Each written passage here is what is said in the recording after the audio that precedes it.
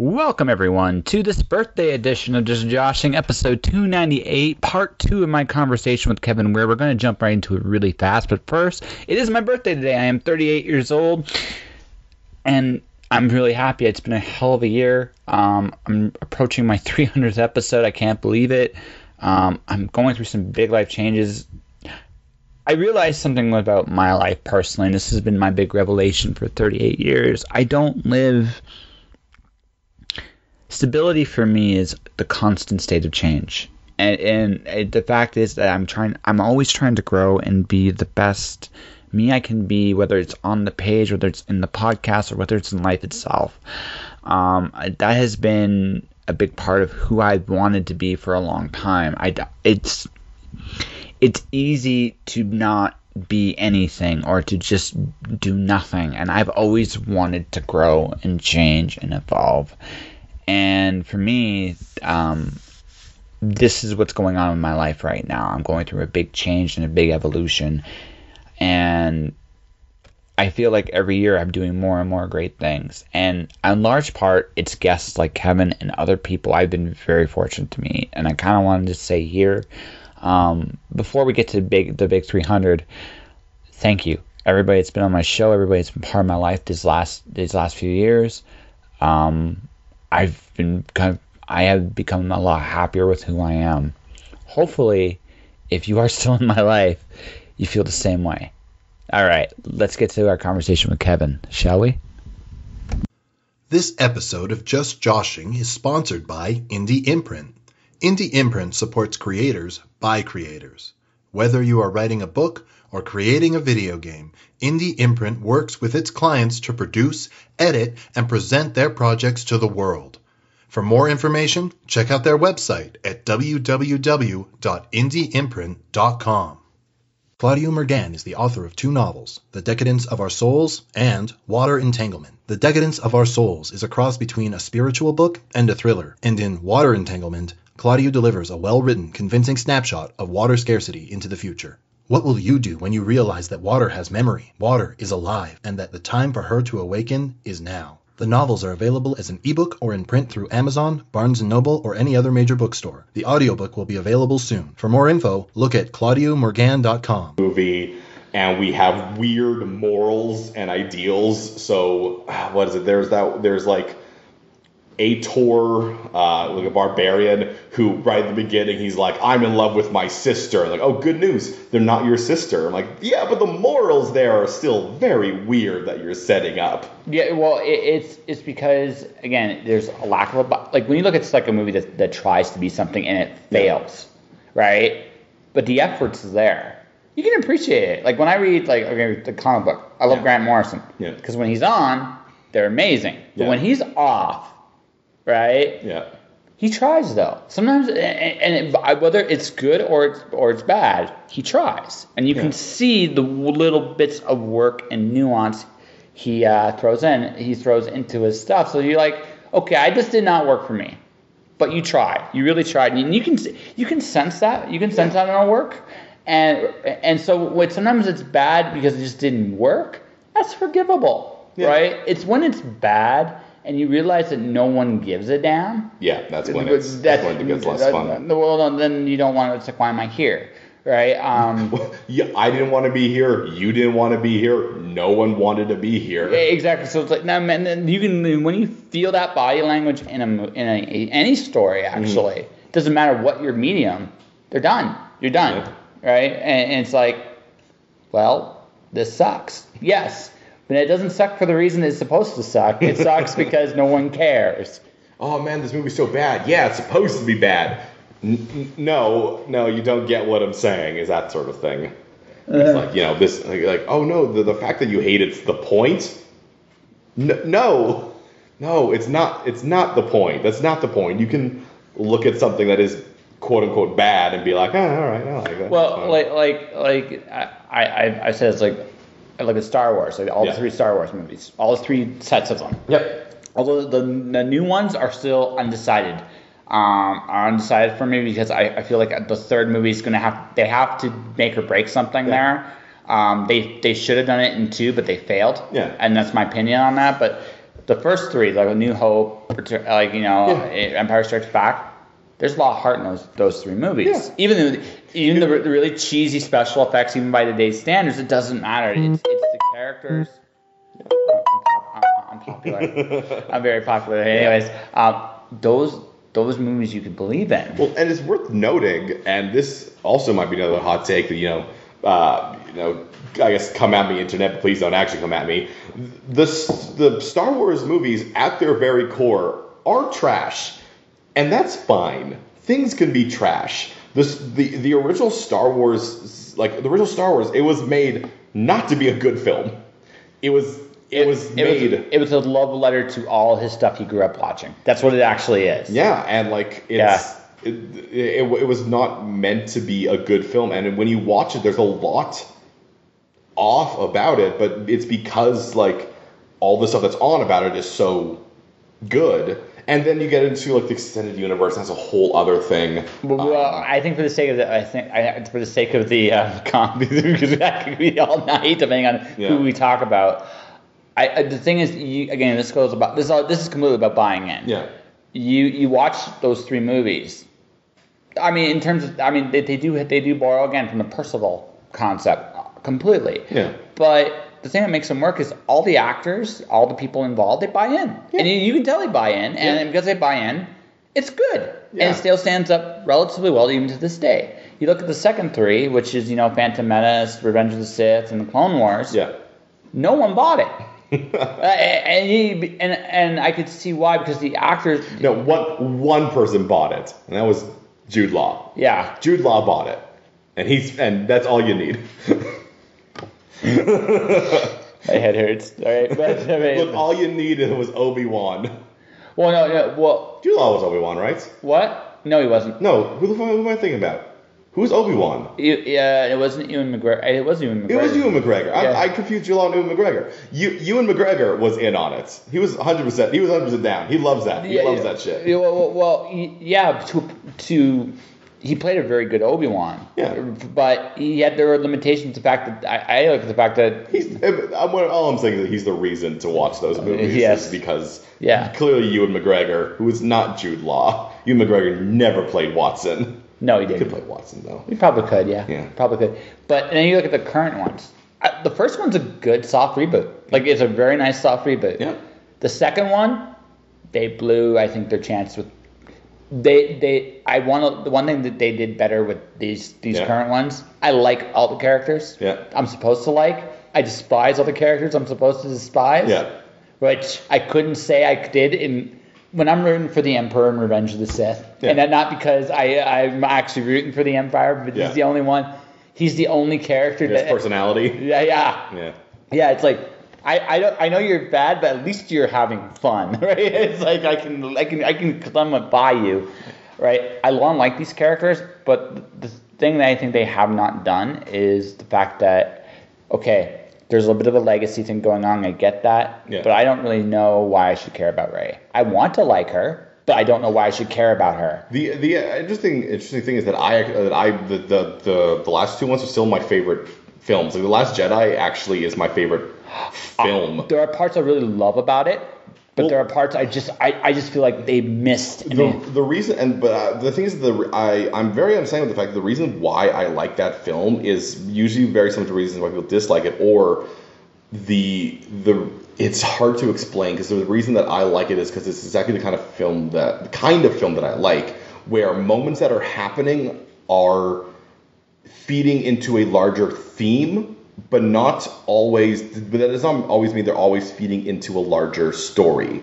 Thematically, The Last Jedi is super tight if you take the concept of the theme of failure. Yes. Where consistently every character in every way is failing, and people doing wrong things, making wrong choices, is based upon the theme that they are failing. And I mean that for everybody. No, absolutely. But the people who end up succeeding, who live through it, who move on, are the people who accept the failures. When you take someone like Rey, like Poe, and Finn, when you look at them and you look at the things that they have done wrong, they are the ones who are like, shit, whoops, we have to keep moving forward.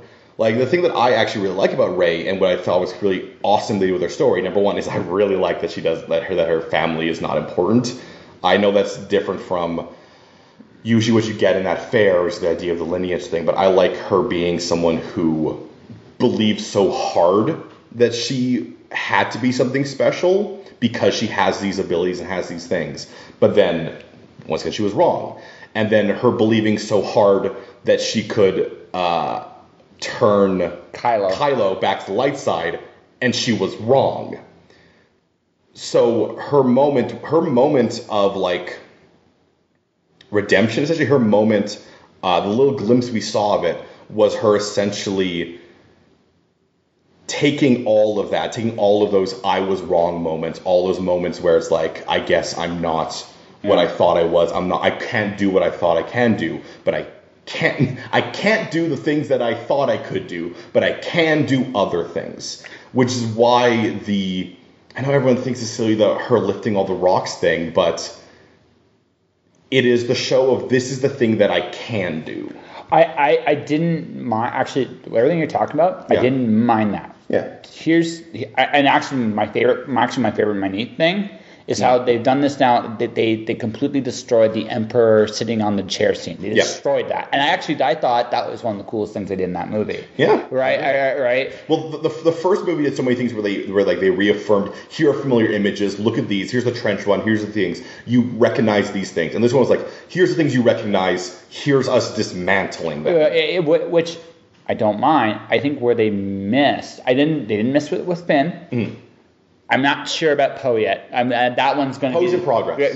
Poe's. I'm not sure about Poe. And I'm not judging Poe on this one. I'm judging Rey specifically. Mm-hmm.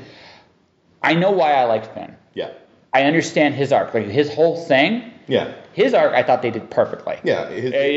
I thought they did absolutely perfectly. He's trying to be the hero. He wants to sacrifice himself. And at the end when he stayed, it made a ton of sense to me. Yeah. It made a ton of sense to me. The problem I thought with Rey was that we don't know who she is. And because we really don't know who she is, right, there isn't again, you want to care. Yeah. I think that's still there. But you had an opportunity, I think, in the second movie to establish a little bit more of her. The thing that I think that makes it complex and hard to describe is, number one, it's second film sickness. We're not going to be able to make a full call until the third one comes out. Yeah. But the fact, from what I've sound of it, it sounds like, unfortunately, J.J. Abrams is going to do some stuff. I keep myself completely oblivious to Star Wars. But the concept of her, and it's very weird. Once again, this is what I mean by like I like a lot because it's very weird and non-standard, and that can be hard to swallow for a lot of people. But the idea that I'm very interested in about her and why I want to see where she goes is the idea that this movie specifically, you got a little bit in the first movie, though that was more centered on the escape from the planet, the escape to a new life.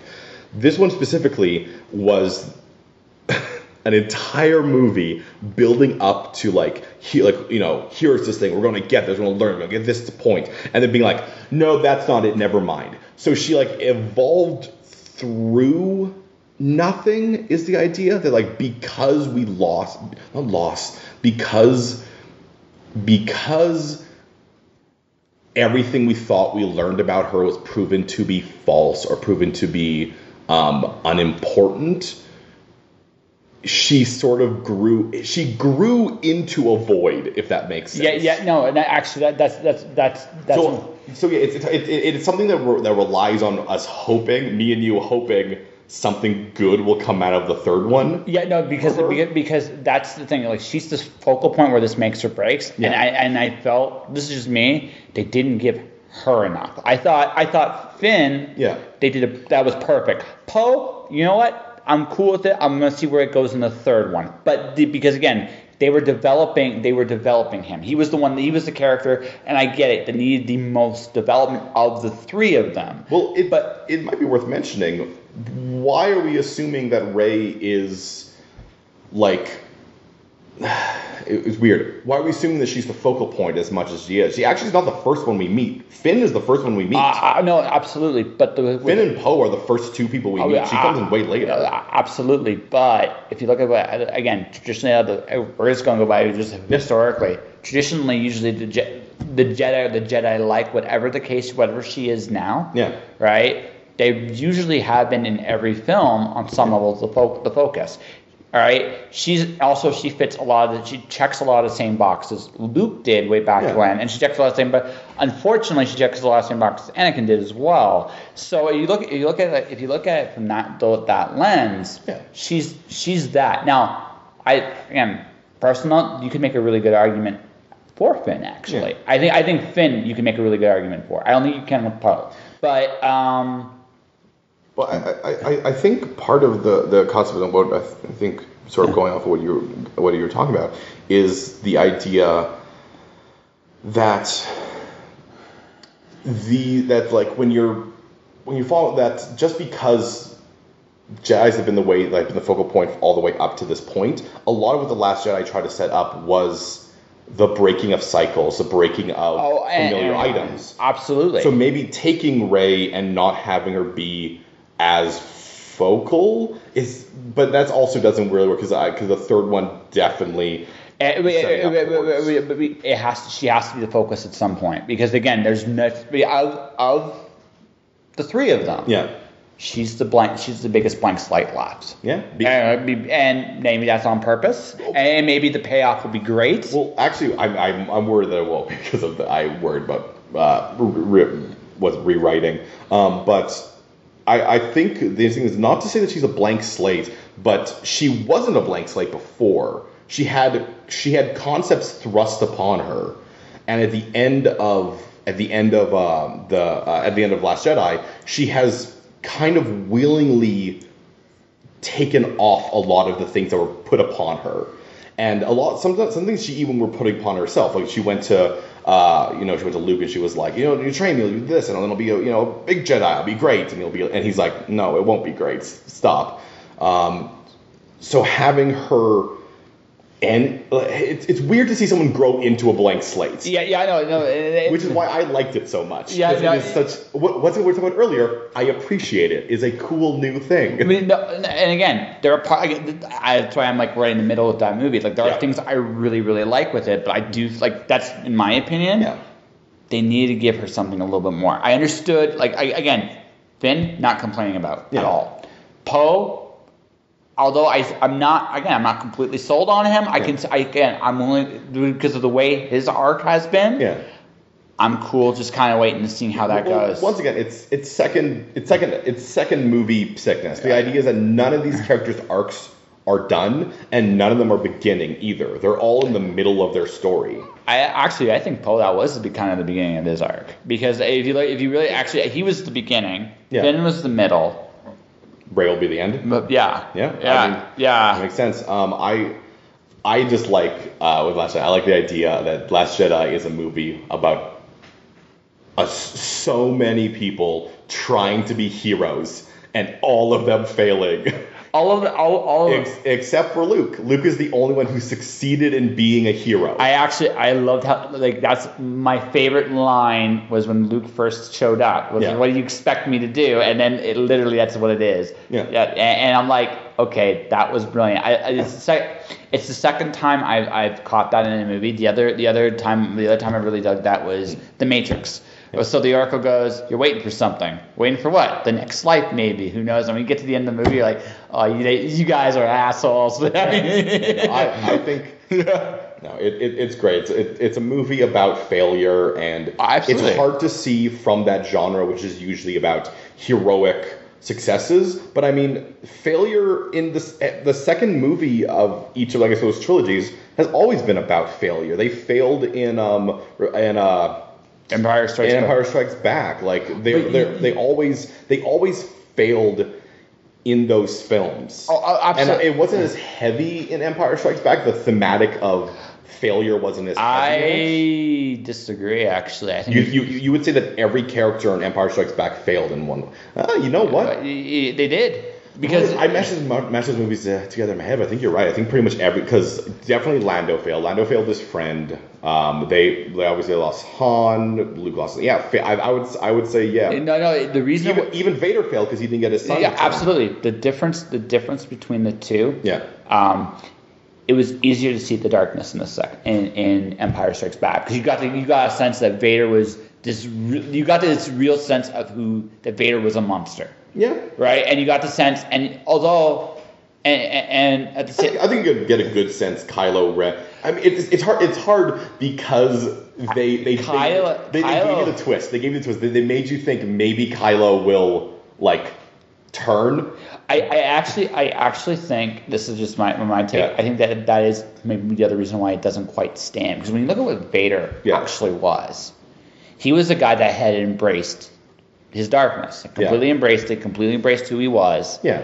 And you got this big reveal, like he didn't tell you what happened. He didn't tell you what happened to your father, did he? Yeah. Right? And he knew it. He knew it deep down inside that this was going to be the thing. And there was a moment. They set up his humanity very cleverly in that movie with the fact that there's a scene where there's this report being given to Vader. Mm-hmm. And you see this oxygen room, and the mask gets lowered down onto him. Yeah. It was a neat scene because it showed Vader. At the same time, it was just a simple report scene on one hand. But on the other hand, you got a big sense that Vader is both more human and less human than you imagined him to be, because then you got to see why he wore the mask. Yeah. You understood, and he was utterly vulnerable. Yeah. When you look at Kylo Ren as a character, I see a brat. And when you look at Vader, you see a tragedy. Yeah, I would say, but I don't know if they're setting up Kylo as a tragedy. He's not. I think the interesting thing about Kylo, the thing I like about Kylo is that he is someone who, like, you get so much in these fictions of someone who's like, you get the I'm a bad guy, but I'm trying to do good. Kylo is a guy who is trying so damn hard to be bad. Yes. And he is succeeding, don't get me wrong, but he's almost overcompensating for it, yes. which is where his failures come from, is the idea that he's like, I've got to be this thing. He has the wrong impression of Vader. Yes. He only sees the machine part of Vader. He only sees the, I will, I'll be this dark thing, that I will be this, what's this thing? Destroy the past, kill it if you have to. I will be unemotional. I'll be all these things that Vader was, which is not what he was. So you can't look at him without looking at where he comes from or where he wants to come from. Yes, but the thing is, I already know his fate. It's like he's going to get exactly what he wants, because that's exactly that's the. You think he's going to get the Vader death? Not quite. I think this is what I think. Yeah. I think he's going to become the machine, and then he's going to realize. I hope, and what I think would be a cool ending, I don't know if they do it because I don't think it would be satisfying with general audiences. I think he should survive all through it. I think he should get to the end and be like, oh shit, like if you want an ending for him that will be almost not vengeance, but like an ending it's not even that makes sense for the character. How to describe it? It's not a punishment for him, but like if you want to give him the villain's ending, which is the idea that this villain ends and you're like, oh, I mean, they're like, this is the worst outcome for them because we want the villain to be punished. We want them to hurt. His worst ending would be to give into light, essentially, to give into the good side within him and have to deal with the fact that all of this is his fault.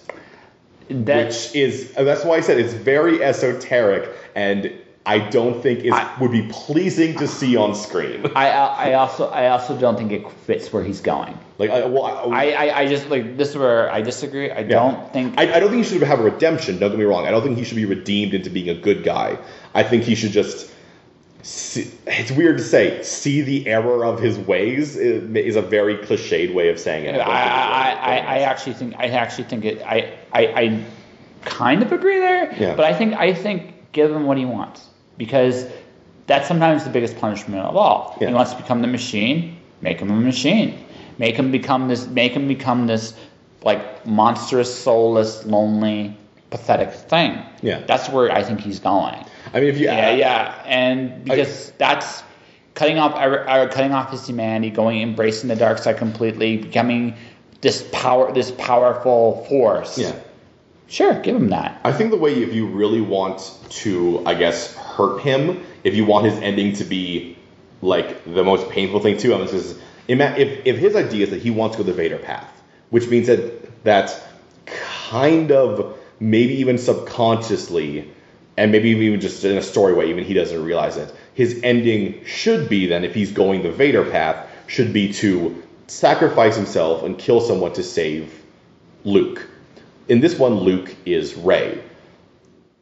His ending, and I do not think this is the ending they should go with, but if you wanted to just looking at him, focusing on him, taking every other character out, his ending would be the worst ending for him, would be if he attempted to do the sacrifice to save Rey and then fails and she dies and he's alive and he's like, I can't now be the Vader thing, and all of this stuff is the pain now. The thing is, that would, if Snoke was still alive, you think that would work? It would work better. Yeah, if he. Yeah, that would have worked better. Now you don't have that out. He's the de facto villain of the third movie. Yeah, it has to be, because I'm actually hoping for more conflict between him and that ginger fellow. I actually think the ginger fellow is going to actually be the true Vader. Whose name I can't remember. Yeah. Yes.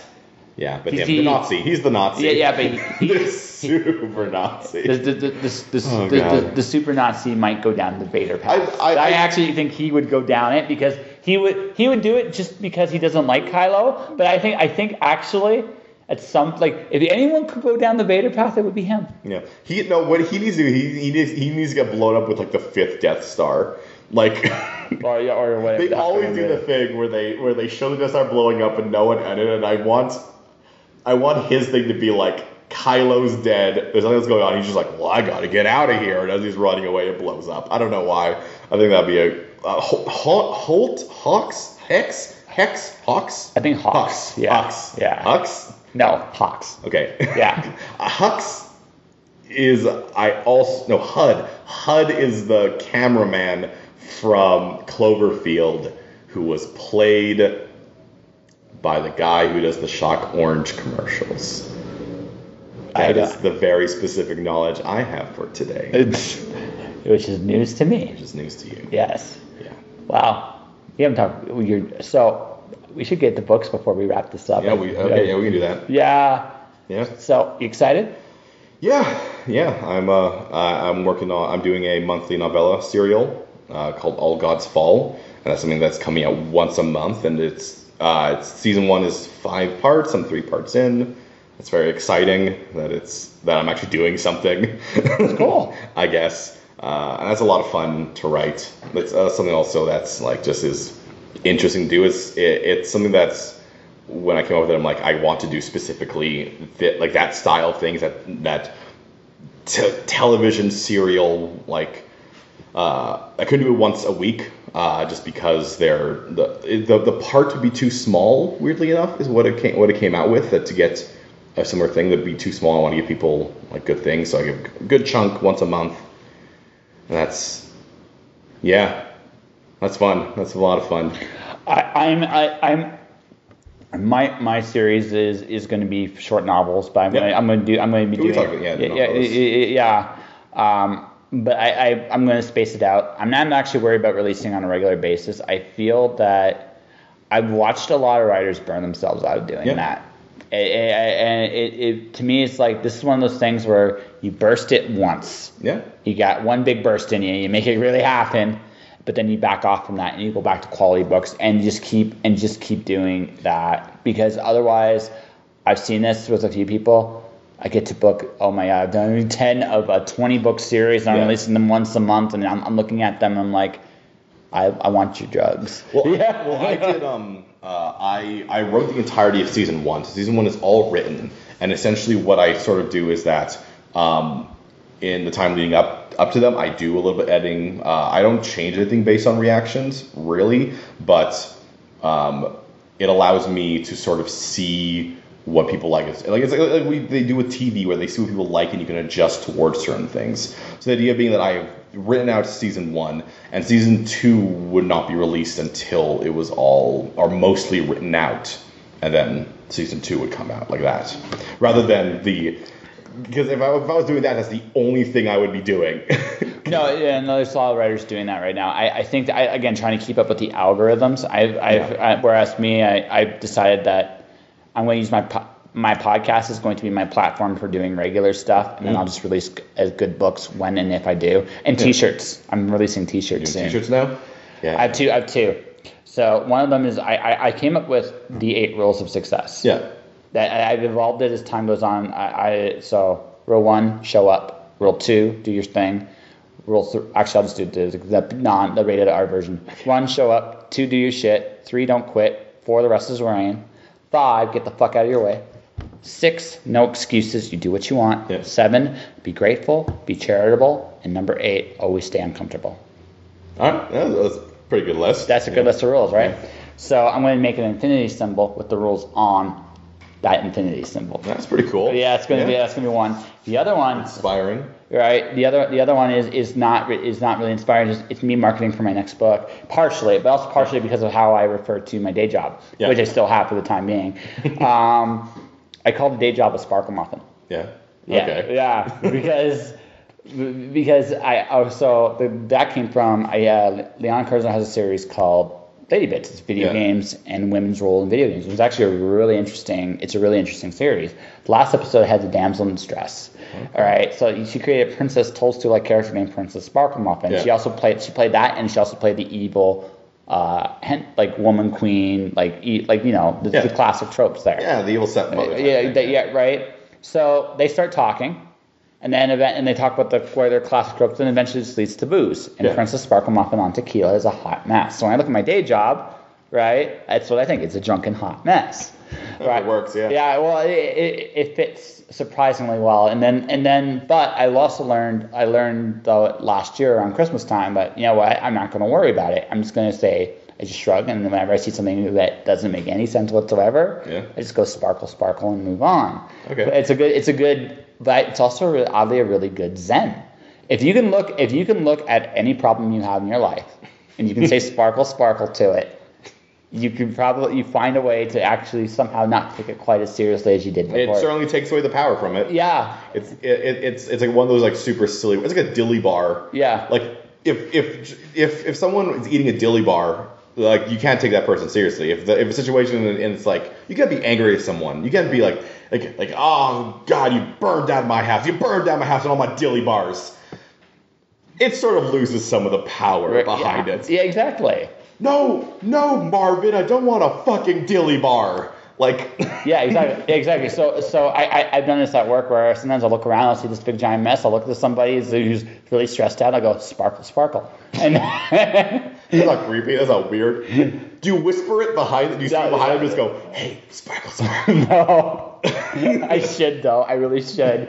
But no. I'm sorry, what? Goodbye. Yeah, no, I've done it a couple, watching grown people break down in laughter because it's just like it's like what do you want, and it's like where can I get some, because I'm literally the least stressed person at my job, and I've learned you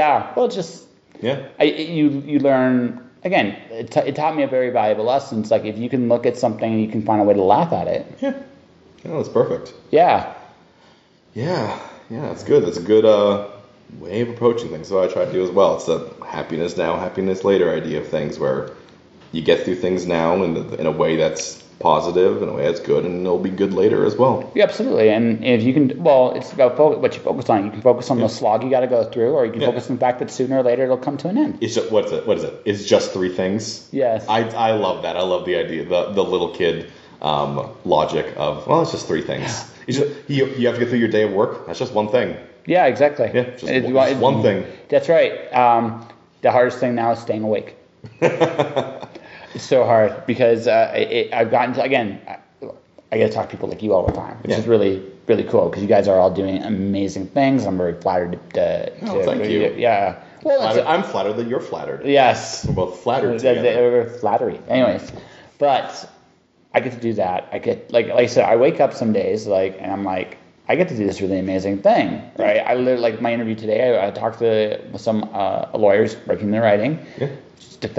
She defended the first trans case involving custody, which is really neat. Cool. Yeah, I did a research interview a few weeks back with her, and then I did like the regular podcast interview. Yeah. Right. It's because one of my second book in my Cloud Diver series deals with body modification, which we've talked about and that's so I figure I get some that's a good person to ask some questions about. Absolutely, right. So I got to do that. It's always good to get diversity into writing, especially we're two white dudes, so exactly. I always feel like it's very important to me myself, I'm not diverse. I got red hair, that's kind of diverse. But you look like a giant Viking. It's okay. All right. Diversity.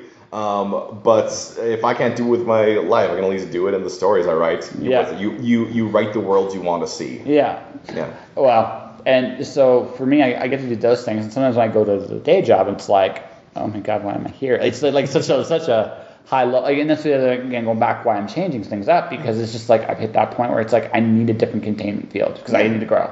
Right, so and I'm doing a lot. I'm applying for jobs because a lot of the stuff that I work on is very sporadic and stuff like that. Like I do filming for like promos for this historic week that's going on, or I do yard work somewhere, or I do all sorts of weird like pickup jobs. You're a mercenary. I'm a mercenary. Yeah. You can tell by my great shape. No one can see me. They don't know that I'm not. I'm in great shape. I'm so buff. That's right. I'm so buff right now. I told you, total Viking. Total. Yeah. So buff right now. I don't run out. I don't lose breath when I go upstairs. That doesn't happen. That doesn't happen. No.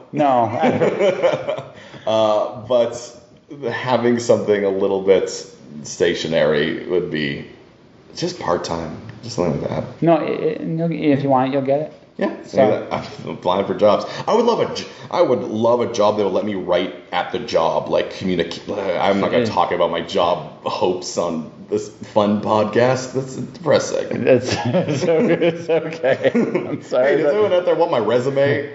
There's a lot of writing stuff on it. I'll tell you that right now. Well, that's the other reason I'm going where I'm going too, because I literally built an audience from scratch, and I figured out how to make money out of it. Yeah, and there'll be people who will want you to do that for them. Exactly.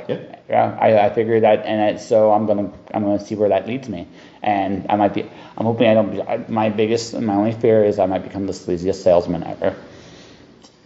Yeah, I always go to, whenever we talk about like selling things, I always talk to the fact that Disney promotes its movies, and if there's a company that probably didn't need to do advertising, it's Disney. So if Disney advertises, you, the royal you, obviously, you as just a person out there doing your best, writing and drawing or getting your artwork out, you can advertise as well. Absolutely. The concept that you are an indie person, you're not allowed to advertise your work or else it's quote unquote annoying is a stupid like systemic ideal put on to keep people from being able to achieve the things that like Disney and Marvel and the same thing. Now they're the same thing. They became one big happy family. Yeah. But Disney needs to stop taking things. Oh my God. Soon it'll all be Disney. Well, no, Disney's big hostile guy is Amazon. So it's like Amazon and Disney are like, we're gonna fight in the winner take all. Yeah, I mean, whoever. What is it? Whoever wins, we lose. Yeah, exactly. Yeah. I'm hoping they just fight each other in perpetual forever. Oh, okay, cool. Yeah, we'll just do a whole Civil War thing. Yeah, exactly. And then we'll be happy-ish. Hopefully enough pieces fall away that like something else will come. We just grab the chunks as it falls off these giant like stone like Goliaths fighting each other, and we're just like, yes. Yeah. Free shipping. Yes.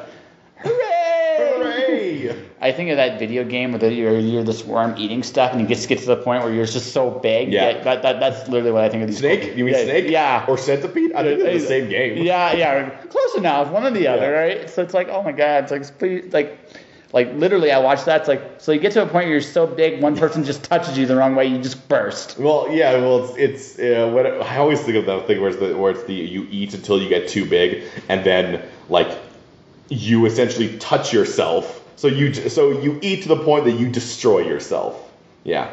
Yeah, that's a good metaphor. That's a good metaphor. So that's what I look at. It's like they're two giant Ouroboroses trying to fight. Trying to eat their own tail. They're trying to fight each other to get to eat their own tail. Yeah.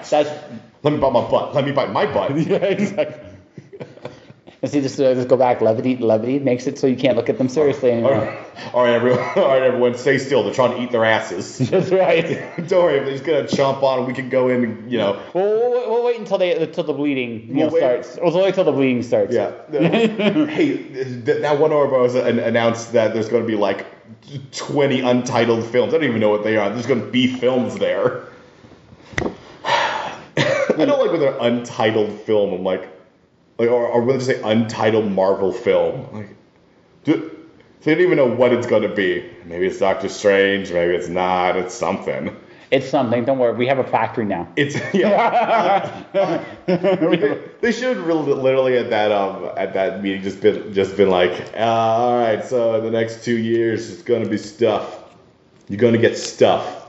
Are you happy now? Everyone, open your mouths, and they just put gruel down on them. Actually, no. It's Kool-Aid. Drink the Kool-Aid. Yeah. Just drink the Kool-Aid. Look at this green-colored Kool-Aid. It's like the Hulk. Fucking eat it. That's right. What's that white pill you're putting? No. Don't worry about it. Yeah. I really liked Far From Home. It was a fun movie. I haven't seen it yet. That is life. Is essentially just being like, this thing is terrible. Though, I mean, quite fun still. It can be. Hey, listen. I have a rule with movies. If they try to be fun and succeed, they're good. Yeah. They don't have to be great concepts. Or if they try to be a great film, right, and they buy into it. I think ultimately it's just about buying in. If they can buy in, it's good. If they can't, it sucks. Yeah. What would you say best film of the last 10 years? Ooh. Because I can give you mine if we want to stall for time. Because I asked the question, obviously I should have an answer. That'd be weird if I didn't. Yeah, no. All right, we'll start with you. We'll see where we go. Spider-Man Into the Spider-Verse. I love animation. The story was so well done. The audio mix in it was incredible. That one. I honestly think that was the best film of the last 10 years. Is that specific film? I love The Greatest Showman. Yeah. It's a very simple concept, and I know it's not. And musicals are great. Well, the music was phenomenal. Yeah. It was also just the fact that the story was definitely an embellishment, but they told it very well. If there's a story to embellish, it's P.T. Barnum. Absolutely. His life is an embellishment. Absolutely no. So The Greatest Showman. I got 10 years. We've got the skeleton of a mermaid. Turns out it was just a fish. Last 10 years. Dark Knight. Yeah. Dark Knight. I think that performance of. It's a Joker movie with Batman in it, and that's exactly what it is. Yeah, I rewatched that recently. It's still a good movie. It is probably the tightest thing Nolan's done in terms of just theme, in terms of execution, and also, probably one of the best examples of failure. What I've always appreciated about it, specifically that movie, the Dark Knight of those trilogies, is that you could watch the Dark Knight with no context of Batman Begins, and you can still get, and even no context of Batman, you're just like, I get the idea. Oh no, it's super strong. Because I think too many superhero movies rely too much on the idea of being the audience gets it. Well, that's why the Avengers movies aren't that good. Because they're based on the idea of you have to know what's leading up to it. So they're not standalone films. No, they're not. So when I look at The Dark Knight, it works from the very beginning. You see the Joker completely how he operates, who he is in the first 5 minutes. Yep. And he doesn't change. He's the only absolute in the entire movie. And it works because basically everything in that movie runs against into this absolute and gets changed in some way or another. I've never liked the Joker as honestly as a villain for Batman. I've always thought a much better foil for Batman was honestly the Riddler. Riddler can be when done well. Of course, the Riddler tends to be a joke. I think Joker still is a good villain in general because he is a villain who his villainy is weirdly conviction. Like despite the fact that he's repeatedly like, oh, I have no conviction, all these things, the Joker, chaos.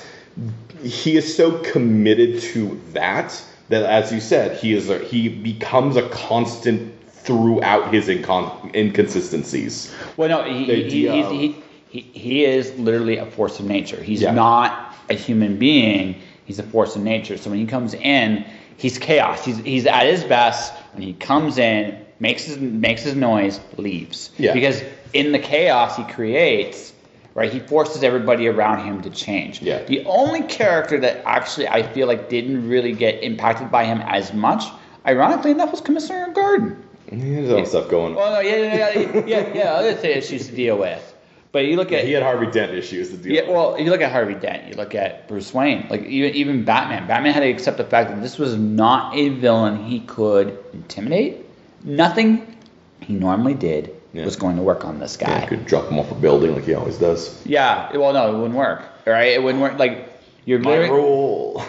Well, it's like I have my one rule. But the thing is, it's again irresistible force meets a movable object, but it's Batman realizing that this guy is not moving no matter what I do, and what do I do to adjust to this? And everybody else in that movie, it's really cool, and I loved how they did. I loved just the fact that all his methods were on some form of game theory. Yeah, all of them. And it works. That movie is incredibly solid. It is probably the best superhero movie in terms of theme and execution. Weirdly enough, because it's not a superhero movie. Yeah, exactly. Yep, it is a crime thriller. Yes, that's really what it is. Yeah, and it works incredibly well. That's how Batman works. Batman is the least superhero, and I don't like when he's put in positions where he has to be a superhero because he's much better when he's not. Well, Batman's the most elastic character. You can put him in any situation and he works. You can make him work. The thing about him is, right? I disagree. I don't like when they put him up against like Apocalypse or Darkseid. But the thing, I don't buy it. Yeah. He shouldn't deal with cosmic threats. Well, actually, he can. Depending on it depends on how specific he plays that game. What I mean by that is, I do not ever want to see him throw a punch to Darkseid. I don't ever want to see it because honestly, that is pointless. Yeah. That's never should be his fight. His fight with Darkseid should be a battle of wits. Now, if you put him in that situation in a cosmic setting, he works, right?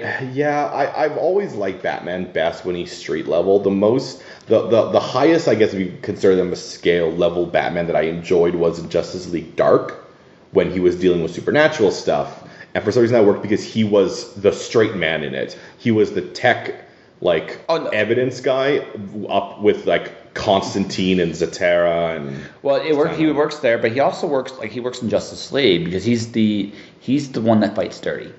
He's the one that's why he stands out in that group because you need somebody that can gut down and dirty because you guys are fighting these crazy ass threats, but none of you guys think about the little corners. I do. And because of that, I stand out in this environment. He stands out because he shanks. Yes. No, but you need it. I think one of the best Batman moments in the comics was when they fought the White Martians. All right. White Martians decimate the group. Yeah. But the reason why it works is when Batman and Superman went into fight and they captured Superman, they wouldn't go near his plane. He was able to figure out really quick, why aren't they going near the fire? Yeah. So he fights one with fire and figures out that they're Martians. Okay, now hold on for 1 second, though. I get the idea that, fire is so damaging to them. Here's the thing, fire is pretty damaging to me. No, but for them it's a psychological thing. It shuts them down, right? That is how it works. I know, but, it's just, fire is already so destructive. It's like when they're like, what is a vampire's weakness? Well, you put a stake through their heart, and like, yeah, that's a lot of things weakness. No, it is. You cut off their head. But with them, I mean, the idea behind that was with them specifically. Yeah, it's a primal thing that they just all shut down. Even John Jones shuts down. Yeah. Right. Yeah, I've seen Justice League. Doom? I think where he gets lit on fire. And he becomes a Human Torch. That was Batman's. His plan on how to deal. His plan on how to deal with like all of the Justice League is like, well, Flash has to do this thing with like running really fast, and his whole like ideal thing like this. Superman, I have a kryptonite thing. Martian Manhunter, I'll light the fucker on fire. Well, no, because they like simplistic. Well, it's the only way to do it because I love that it is the only way to deal with him, but it's the same thing that would completely destroy me. Yeah. Like Flash has to do with this running thing with a bomb, and Superman needs kryptonite, and he actually. Did you know the one I didn't buy? The one I actually did not buy. Which one? Wonder Woman. What was hers again? Because he need like get. He put her in a position where she always was fighting, to push herself to the point where she was always on guard, always engaging, because he concluded that he couldn't beat her. Yeah, some of his plans seem very dependent on things that I understand the idea is Batman can do like a lot of stuff, but the idea of, he'll just make Wonder Woman fight forever is another thing. I'm like, yeah, that feels like you could have also done that to Flash. No, but it wouldn't work the same way because Flash would stop. No, it's not even that. Just Flash would stop. Yeah. This is about knowing the nature of the opponent more than that she would just never stop. Exactly. So that was it. Like he just knew it was the only way he could beat her. Yeah. Right. Green Lantern, like that post-hypnotic suggestion to blind him. It's like, that's an interesting one. It doesn't work on all the Green Lanterns, but it works on that one in particular. Yeah, that is a fun thing that is specific to him. Yeah. Or Martian Manhunter stands too close to a fireplace. Yes. No, I guess. I guess you. You get where I'm going. Yeah. No, where with Batman's tactics, he works at that level, but only as long as he's tactics. It's sort of the concept of a D&D group where you have like, this person can fly into a rage so that they take half damage and they can do all these things. This person can bend reality to their will. This person can understand nature and the way that it works and